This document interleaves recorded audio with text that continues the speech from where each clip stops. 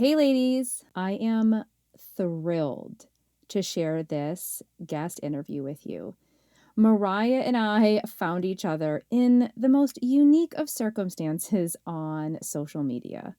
But I have to tell you, we're both so glad it happened because we wouldn't probably have met otherwise. She is amazing. We honestly have already talked for hours and will probably continue to do so. But for today, we hit record and we're diving into talking about marriage, about parenting, about the stress, the anxiety, and the overwhelm, and how working with Mariah can be the thing to help you overcome that. I can't wait. All right, let's dive in. Welcome to the Health, Life, and More for Women podcast with certified life coach, mom of four, and just all-around lover of all things 80s, your host, Jennifer D'Amato. Buckle in. Let's get started.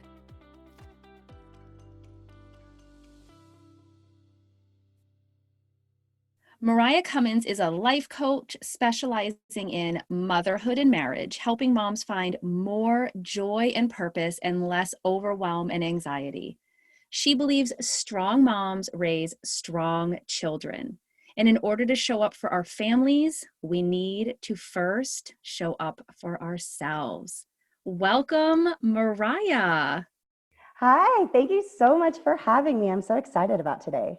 I'm so excited about today. It's really, I love talking marriage. I love talking parenting. I love it. And we haven't had that discussion on the podcast in a while. So I'm so excited to dive in. Would you mind just telling the listeners a little bit more about you and if you could add in what led you to the work that you do? Yes, I'd love to. So I have been married. We just celebrated our 10-year anniversary. My husband, Tyler, we actually, just a funny story, met second grade in Sunday school. So my second grade daughter is like scoping out guys at church. And my God, that is second grade. Oh my gosh. Yeah, she's like, well, that could be my husband. I said, it could, sweetheart. You never know, but pray and leave it up to God. Don't worry about that now. But it's so funny. So yes, but we actually didn't start dating until after college. And anyway, but we were friends. So we've been married, just celebrated 10 years. And then we have 5 kids. My twins are 8. They'll be 9 next month. Adelaide is 7. Kieran is 5. And Harry is 3. So yes, we kind of have a really close-knit little bunch. And distance learning was interesting. But I'm sure it is. Now that we are transitioning into the summer, it's getting a little lighter, let's just say, almost too light because the schedule's off. But yeah, so more about me, kind of some interesting things, I think. But I love history, and I actually love conspiracies and secret societies. And I took a bunch of those classes in college. My major's history. So sometimes I can get off on these tangents about that with other people. That's such a side thing, but yeah, just kind of something. Some other things, we live in Bozeman, Montana, and I don't know if you've ever been to Bozeman. I love it up here. The only thing I do say, the winters are very, very rough, but the summers are beautiful. So, kind of take it is my husband's ideal living spot, but no, I have not. And I think I'm going to stay in my sunny Arizona where it's warm all year long. Exactly. Yeah, it is. I mean, last week it was snowing again. So, oh, stop. No. Yeah. But now it's beautiful. So you forget the bad because it gets so good. And then like, we say that about the summer in Arizona, hon. Because it gets so hot, right? Because it gets so hot. Yeah. So anyway, so that's what we do. And we really just, as a family, we really just like spending time together. We love board games. We love puzzles. We love getting just outside. I'm not a huge outdoors enthusiast. A lot of people up here are, but I like hiking. I like being outside and all of that. And I am trying to push more outside my comfort zone with everything and getting outdoors rather than just running to Costco and Target and considering that outside time. So I feel it. I feel that deeply. Yeah. So anyway, but yeah, that's just kind of just me and my personal life. And with what I do with moms. So like you mentioned, I am a life coach, but I specialize in motherhood and marriage. So I work with moms. And what led me to this is, when we got married, it was about 3 months after we got married, or maybe 5 months, something pretty close. We found out that we were pregnant. And then, of course, my first ultrasound found out we were pregnant with twins. I was ecstatic because I thought, what are the odds? Twins. And then we found out it was boy, girl. I thought it was I just had this picturesque view, you know, and even me pregnant, just glowing and having this cute belly. And my pregnancy was awful, was so hard. I had to be on bed rest at 30 weeks. I got this rash. I don't know if you've ever heard, it's called PUPS, but you break out and there's no cure for it. The only way you can get rid of it is when you deliver. It's the weirdest thing. Oh I got it. So I was itching all over. Of course, my stomach got so big. So I had like all these stretch marks. It was just nothing that I was picturing. And then I delivered them. And at 36 weeks, which is pretty good for twins, so they didn't need NICU time or anything. And I honestly thought, I remember going in to be induced and I was like, oh, okay, this is it. Now I can breathe again and it'll be fine. I'm not pregnant anymore. And then it was. And then you had twins. Yes, it was such a rude awakening. And I just remember this first thing, just sobbing, trying to get them to nurse, you know, and I was just like crying. This is nothing like the videos they showed us. They're not crawling to my breast like they said they would. And just feeling like this horrible failure of a mother. And it was also such a hard year on our marriage. We were both so young and then twins. And, you know, I planned on going back to work and then that didn't work out. Just the logistics of it. And it just was extremely hard. And then, you know, the years kept going, babies kept coming, and it did start getting a little easier, maybe in a rhythm. And then also I think I was in denial because definitely after the twins, I did not want to admit that I had postpartum depression, anxiety. I will admit, I felt like that was for weak women and women who chose that, you know, so I just basically put myself in denial. And we've talked about this before, the more kids you have, kind of the more comments as they start coming. So I just started putting up an armor and it was like, everything is perfect. This is great. I'm not overwhelmed. This is fine. And just so people couldn't see really how bad I was crumbling inside. And I'll admit, there were times that I did reach out and I was met with, well, you chose this. You shouldn't have had so many kids. And it just reinforced that I couldn't show any sort of vulnerability with really how hard it was. Yes. And then I had my fifth, and he was actually like a dream labor, well, maybe not dream labor, but it was a fast labor, but nursed very well, gained weight. I mean, just kind of, and it really was this blissful thing, even having 5 kids, and they were 5 under 6 at the time. And then he, about 3 months old, he stopped gaining weight. And I think that was part of because I thought I wasn't losing the baby weight fast enough and I just crash dieted. So I think that played into it, but we took him in, he wasn't gaining any weight. And then that same day I was crying, of course, because just, you know, your emotions all over the place and breastfeeding and all of that. And my mom calls me and said, just let you know, she talked me down and said, you know, just let you know your grandma is very sick and she's in the hospital. So, you know, just pray for her. And so I said, okay. And then later that night, she died very suddenly. And I was very close to my grandma. So my emotions were overwhelmed. My mom has 4 sisters. All their sisters went down. And then the next day, one of her sisters who was down there with her mom found out her husband suddenly passed away. And she was away from him. So that all of these things just happened at once. And then my kids were in preschool. Their preschool teacher was on maternity leave. So I had all 5 kids at home, kind of trying to homeschool. And I just fell apart, honestly. There's no other way. I just crashed and burned. And my depression went to an all-time high. My anxiety was through the roof. I couldn't get through a day without just breaking down, sobbing multiple times a day. My husband was working long hours. I wasn't living close to my family. So I didn't have that support that I, needed just to have a break is just what I needed. So, I did reach out. I recognized the signs and I did reach out and I went to my provider and I was given an antidepressant. It didn't work for me. And now I know why. And that's a totally different story, but it didn't work. And every time I reached out, like I mentioned earlier, it was well, you shouldn't have had so many kids. That's just being a mom. And I just crumbled. And then that's when I really started self-medicating with alcohol. And I started drinking to lift my depression, drinking to calm my anxiety. Spoiler alert, doesn't work, but I just didn't see any other way out than just self-medicating in that way. I felt an insane amount of pressure whenever I stepped out of the house that I needed to look like I had it all together. Yes. That my kids needed to be perfect. I needed to look perfect, all of this stuff. But people didn't know really how much I was drinking behind the scenes. And I mean, it was like 3 to 4 bottles of wine a day sometimes. So it wasn't just, like a glass. It was a lot. And my marriage was crumbling as well.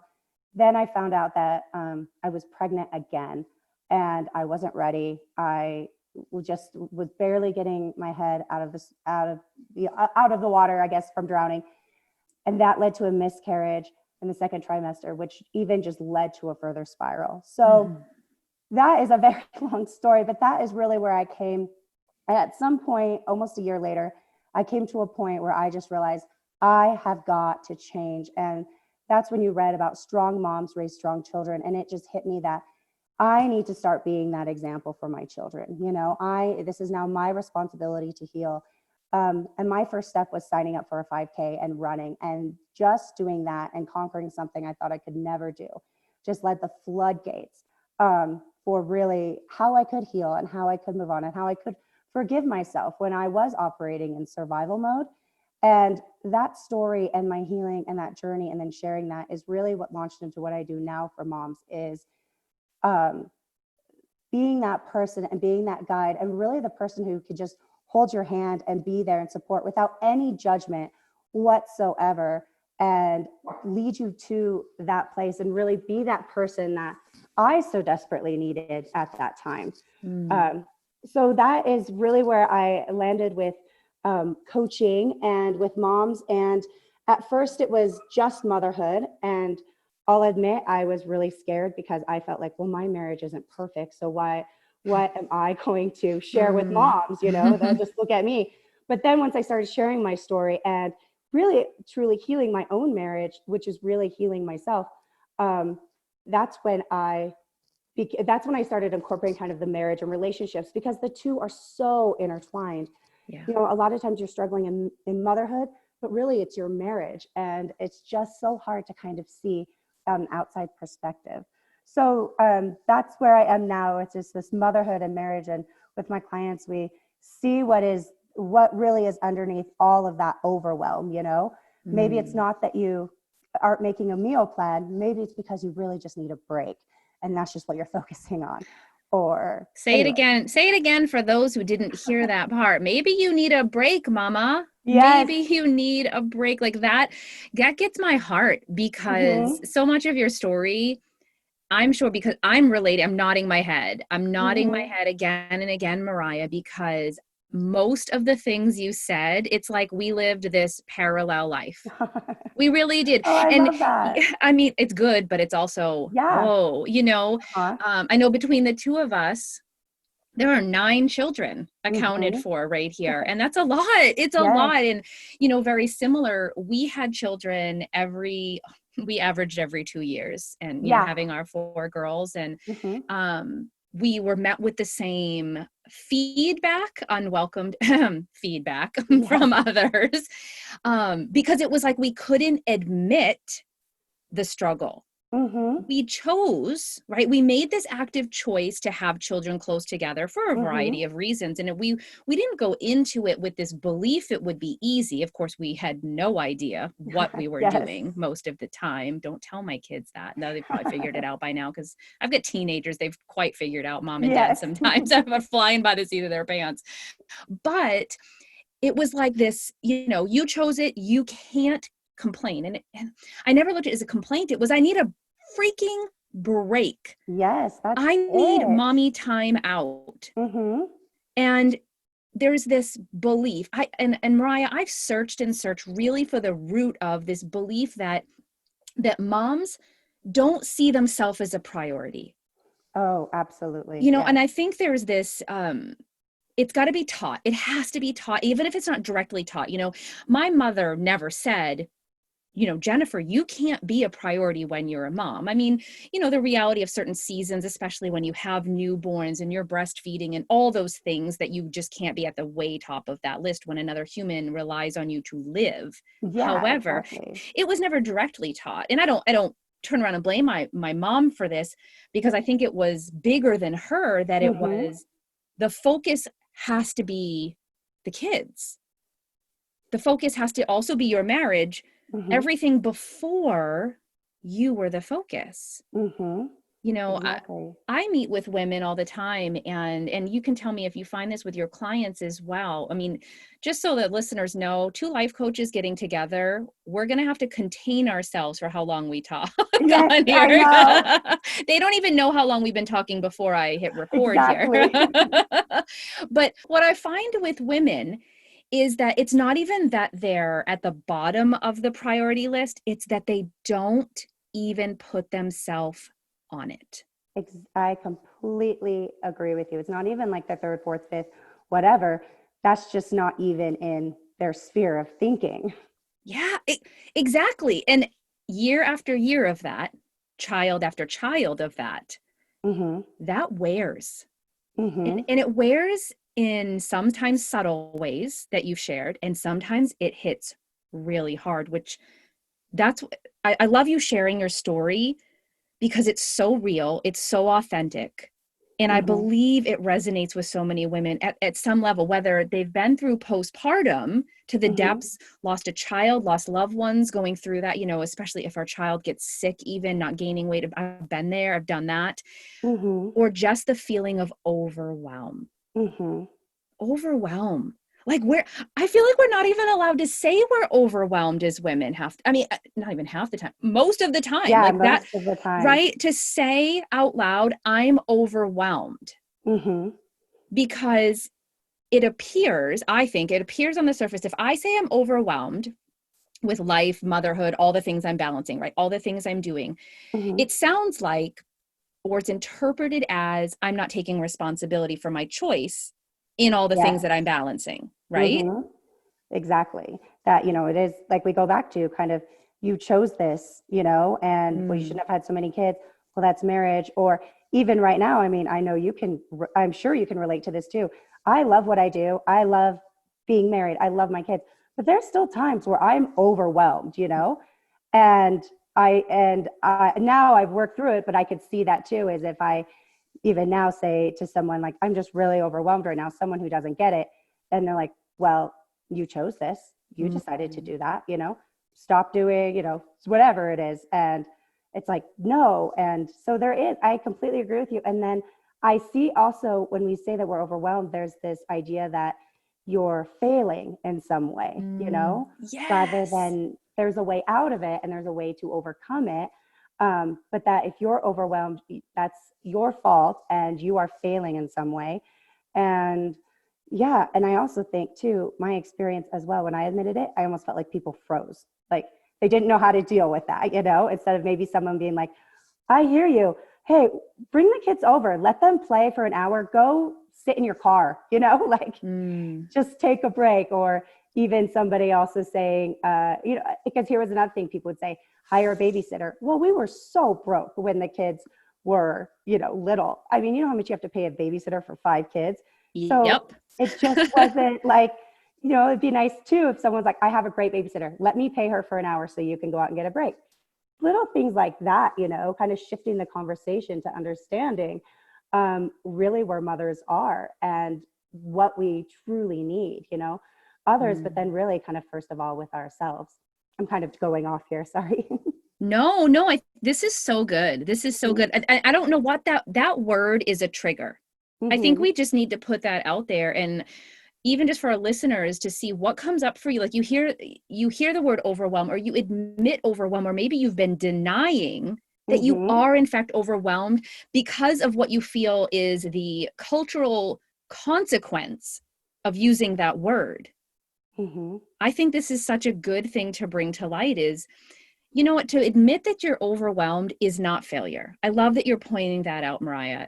To Yeah. admit that you're overwhelmed based on choices you made is not a reflection of what you can or cannot do. Hmm. It's life. It is life.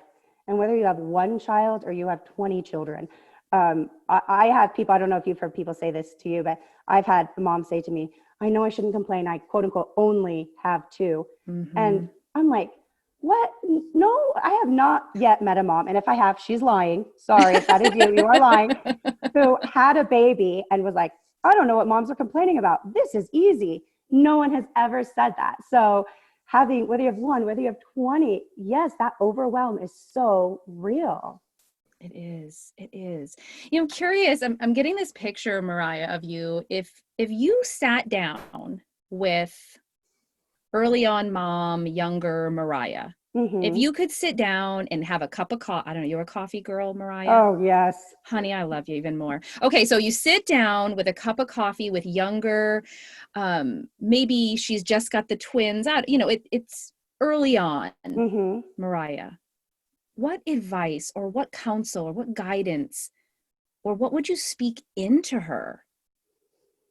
Well, first off, I think I would just hold her hand and let her cry Oh, and just like, let it out, let it out, let it out. Say everything that you think that you can't say, you know, even if you want to bash your husband, anything like that, just let it out. And I just let that. But then the thing that I would say more than anything is you are a good mom, and just trust yourself and trust your instinct. And also in doing that, what do you need? Just deep down to your core that you're afraid to say, trust yourself, trust your gut. Also, what do you need? Do you need a break? Do you need a babysitter? Even, I remember a feeling like at some point I wanted somebody to give me permission to stop breastfeeding just because it was so overwhelming and pumping and taxing. mm-hmm. Even something like that. Or do you need more support with that? What do you need, like deep down to yourself? And just listen and hear her. And then from whatever she says, which I'm like, think of a myriad things, young Marriah would say, let me count the ways of what I need. But then say, Mm. I give you permission to just do and get what you need, whatever that looks like. And how can I help you? That's kind of a long piece of advice, but really that's what I would say is trust your gut, trust your instinct as a mom. You are a good mom. And what do you need? Oh my gosh, I have tears in my eyes, Marriah. I I would. started, I started yelling up too. I was like, get it together. I believe the reason you and I emotionally connect with that is because we didn't have it in that space, and we can still go back to that place and Mm-hmm. feel those emotions, and that Mm-hmm. there wasn't anyone. I'm grateful. I did have, and I do have, my overwhelm is different these days, but I Mm-hmm. did have an amazing partner by my side. My husband would give me those breaks when I Mm-hmm. finally got up the courage or whatever it could come out of me, probably because I lost my crap. I'm like, Yeah. if we're being honest, it was because I Yes. lost my crap. He said, why don't you go? And you know what it was? I went to the grocery store by Yeah. myself. Oh my gosh. I I remember mean, that. that was pretty much the extent. Maybe I had, coffee at a girlfriend's house for a couple of minutes, but, I did have that, but it was usually because I'd hit a breaking point, Yeah. never the before. And just Mm-hmm. that idea of sitting with that younger version and allowing space to let it out. Mm-hmm. And then opening it up even bigger to explore, what is it you need? No, I don't remember that question ever being presented to me. No, It was, I here's don't what you either. need to do. You need to Yes. stop breastfeeding, or you need to feed this, or you need to get her on this sleep schedule. It Mm-hmm. was never what do you need? It was, here's what you need to do. Yes, absolutely. I never made that connection before, but you are so right. And even, when I started this coaching, that was actually something that I wanted to be different rather than here's a routine that you need to do. Here is a sleep schedule that you need to do. Here is all of this, really going to more of like everyone mothers differently. Everyone's marriage is different. So really, what do you need? And what does that look like for you? Rather than just implement this and everything will be fine. Because it just doesn't work. Yeah, yeah. And mamas listening, I hope that you're even just hearing this piece, this one piece that Marriah touched on in talking to her younger self. That's the kind of coach she is. That's the approach she's going to take. That's the space she's going to have wide open for you. And that's probably, you're sitting here thinking, no one's asking me this question. I'm not even Mm-hmm. asking myself. And that's why we believe, Marriah and I believe in coaching so much, because of this kind of work, because of Mm-hmm. what happens in the space she creates when she presents the space where you can be vulnerable, where you can let out what's going on. You can talk about the things nobody wants to talk about over Mm-hmm. coffee. And then she can help you create the action plan you need, the things that you need to resolve the overwhelm, to have less anxiety and increase joy. Like the benefit, Mm-hmm. right, of all of that is Exactly. increasing the Yeah. joy. Like that's the work. I just want mamas to get. The reason I asked that question is because the ones who are overwhelmed, the ones who are in that place that you were living in full Mm-hmm. time, right? That was your full-time job, Oh, was living uh, in overwhelm. yes. Yeah. I perfected it. Yeah. That's not the badge of honor we want, right? But No.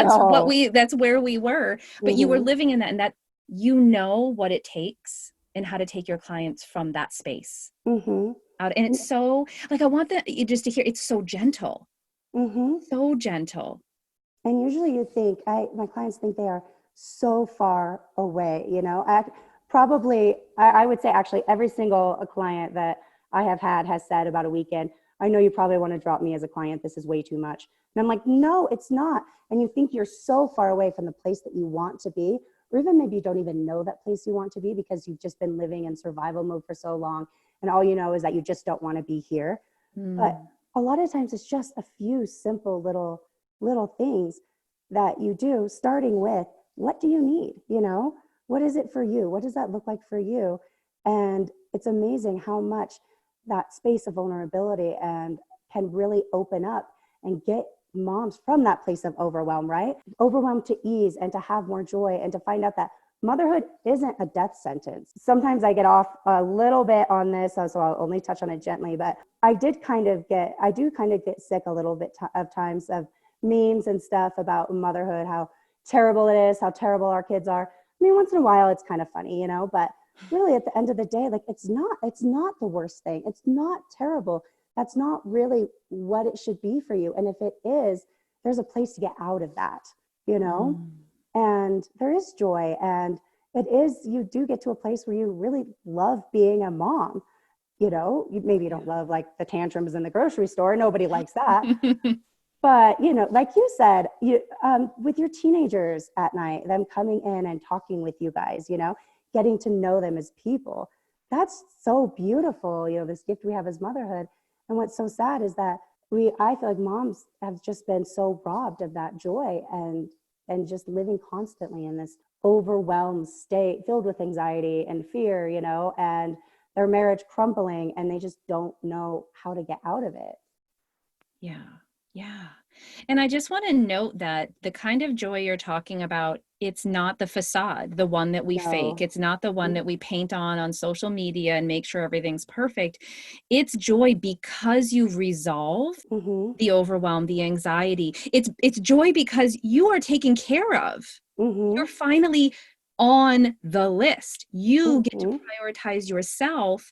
And then on top of it, you actually have someone who's cheering you on, who holds you Mm-hmm. accountable, who supports you in the choices you're making, who helps you navigate when the obstacles life happens. Mm-hmm. That's where the joy is, the real joy comes from. Because parenting, no matter what season you're in, it just sucks sometimes. If we could It does. just say Yeah, it, it just it is does. terrible. And I'm enjoying the season we're in. I've enjoyed the seasons we've gone through. But Mm-hmm. I did a podcast a little while ago about editing, and we like to just keep a highlight reel in our head. We don't want to sit there and remember the full-on screaming fits when Mm. everyone stared at you. We want to remember the cute little picture they handed you earlier that morning, Yeah, right? exactly. Right. And it's the same thing with teenagers, when they hide in their room all day long. That's not the part that I want to highlight in my heart and in my mind. I highlight the fact that at 9:30 at night, I have to boot them out of my room just to go to bed because they want to just be in our presence and talk to us. Like Yes. that's just the reality of it. And, people talk about balance a lot. I think that's the balance is Hmm. you're taking the suck, I always say embracing the suck Yes. I and like that though. embrace the suck and enjoy the moments. Like Hmm. that's the key here. And the thing is, I want to just highlight, you don't have to do it alone. No, You know, no, I don't do it alone. I even tell my clients, I go, well, it took me 3 very painful years. You can get to in 3 months. So it's like, oh yes, say it you again. know, Yes, yeah, exactly. exactly. Yeah. Exactly. I did 3 years, very painful, very ups and downs, but not in your healing journey. You'll have ups and downs, but that, yeah, you really can get there in 3 months when you have that one beside you, that person who, you can, I even say too, like, let's say you get into a fight with your husband, you have me over there who can be a sounding board. And I say, whatever you say to me, it's on Voxer, a little walkie-talkie app. Whatever you say to me on Voxer, you're just saying to yourself, and Mm. for me as a coach, being there, it's sometimes a lot better than your girlfriends, because if you're complaining to your girlfriends about your husband, right, at some point they're going to have to be around him again. And he's really probably not that bad a guy. He just had a bad moment, like we all Mm-hmm. did. And a Mm-hmm. lot of times our girlfriends will like hype us up, like, yeah, he's such a jerk, he doesn't appreciate you, when really that's really not it at all. It's just being married. So when you have like me as a coach, but being able to be there and to talk about, the argument, what it was, let it out, hold space, then also say, all right, let's kind of, if you're ready, let's look at some underlying issues here. Kind of let's explore where this is, and kind of get to the root of it. I love coaching so much, as you get that real-time feedback, and you don't have just years and years and months of, I'm just using marriage as an example. You can get to like, wow, this is really reoccurring, and somebody is here, like, I can talk about this. So what really is this issue? It Mm. probably is not that he didn't clean out the crock pot at night, which I always say that because that was me and my husband's. We still call it the crock pot incident, our most I love epic it. night. And Tyler's like, well, you almost divorced me because I didn't clean out the crock pot. I mean, it was bad. Like, I left, but he said he was going to clean the kitchen. Sorry. He said he was going to clean the kitchen so I could get rest. I came out because I didn't believe he'd do a good enough job. This is when the kids were really little, and maybe just Mm-hmm. twins. He didn't clean out the crock pot, and I just lost it, like freaked out, lost it, screaming tantrum, like worse than a 2-year-old. So we can laugh about it now, but Here's the thing about working with a life coach that you and I both offer is we get to come in as neutral. yes, And that's absolutely. something where, I mean, I have great girlfriends I can talk to. Mm-hmm, However, they can't, as much as I think even in their heart, they think they are. They can't mm-hmm, come in as neutral, even if they're not saying the negative things and, pumping me up. They're coming in with their own stuff, mm-hmm, their own issues that they might go, oh my gosh, my husband does that too. Oh my gosh, my husband would mm-hmm. never do that. What they're coming in Yeah. with their own stuff into that conversation. And I have some they're really great listeners. But when I'm looking to solve a problem, when I'm looking to move forward, when I'm looking to do the work on Mm-hmm. myself, that's why I turn to a coach. That's Yes. why I invest in myself so that all the other areas of my life can Mm-hmm. improve. Yeah, that, and I Yeah. think that's so huge. And the thing that you touched on, which I think is real, well, I love coaching too, is this moving forward aspect of it, like getting through it and like moving forward. And that's where I think coaching is invaluable, because it is kind of pushing you forward and getting you out of there, rather than just staying there. And yeah, that neutrality part is so key, and it's so helpful. I agree. I agree. I know there's some mamas listening, and maybe a mama friend shared this with another mama, because you're all in this and we do that for each other, right? Like, oh, Mm-hmm. I've got this free resource, but they want to even go further, because here we are, we have a limited time on the podcast, but there's women I know listening who are going to want to connect with you. Mm-hmm. Some, just to start getting to know you more, and some who are ready. They're just ready to step into joy. They are Yeah. ready to step into less overwhelm, removing Mm-hmm. the anxiety, they love this, they want to be strong for those Mm-hmm. who they are raising. Mm-hmm. So how would they do that, Marriah? What's the best way they can connect with you? I'd say probably the best way is on Instagram, on social media. It's just at Marriah Cummins. And there you can see more of my story and kind of see really what I'm about. Sending me a direct message on there. And Marriah, I just want to let everyone that's listening know that I have everything, her website, her Instagram. You even have a Facebook group that they could request to join. I'm going to link everything below. Awesome. That would be wonderful. My Facebook group, that's a private group. There's a few questions to answer. Really, you just have to be a woman, no men, and come in. And there's even women in there who aren't moms, women who aren't married, but just coming in for that support in that community. And in this private group, I do go even a little bit more deeper into my story and my healing journey, because it's a little more closed knit than, the public and stuff, even though I really do kind of just throw it all out there. But that's a way too that you can also kind of find that support and ask other moms questions, kind of see some different things. And that's a free resource for all moms as well.